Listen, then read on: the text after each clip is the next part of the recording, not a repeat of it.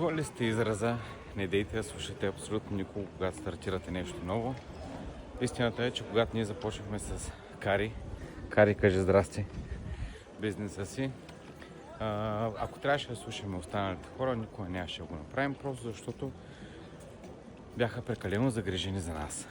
Обикновено най-близките са тези, които най-много се притесняват, какво ако не се получи, как така ще зарежеш работата си, какво ще правите и така нататък.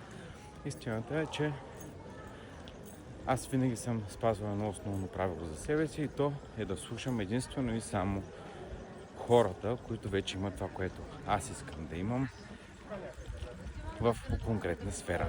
Било то в това как изглеждам, в това каква работа избирам, в това какъв човек имам до себе си и така нататък. Схванахте идеята. Това нещо на нас не беше изключително полезно, когато стартирахме, за да може да тръгнем по-уверено и без толкова много притеснения.